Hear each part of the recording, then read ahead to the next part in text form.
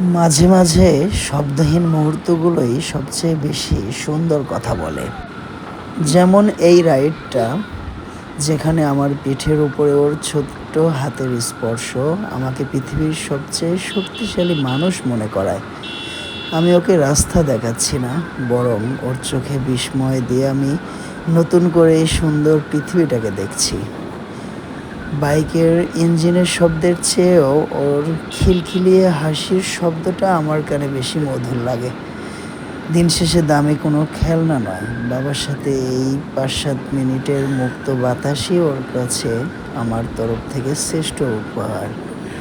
সে- আমি চাই ও শুধু বাইক চালানো শিখুক তা নয়, ও শিখুক জীবনে প্রতিটি মোড়ে ভারসাম্য বজায় রেখে সাহস নিয়ে কিভাবে এগিয়ে যেতে হয়।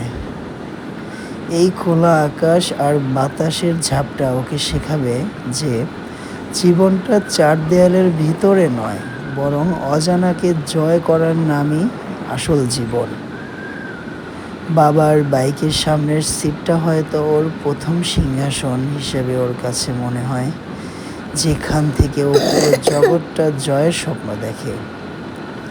বাতাস যখন আমাদের ছুঁয়ে যায়, তখন মনে হয় ক্লান্তিগুলো সব পেছনে পড়ে রইল, আর সামনে পড়ে রইল অন্তহীন পথ আর আমাদের একরাশ স্মৃতি। রাইডার হওয়ার চেয়েও বড় কথা হলো, আমি ওর কাছে সুপার হিরো হওয়ার চেষ্টা করছি।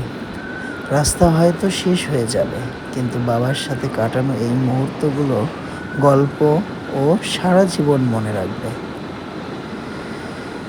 গন্তব্য যাই হোক না কেন, এই ছোট্ট সঙ্গীকে সাথে নিয়ে আমি ১০০০ মাইল পাড়ি দিতে রাজি। স্মৃতিগুলো থাকুক এভাবে চিরকাল, বাইকের হ্যান্ডেলে আমার হাত আর আমার হৃদয়ে ওর ভরসা।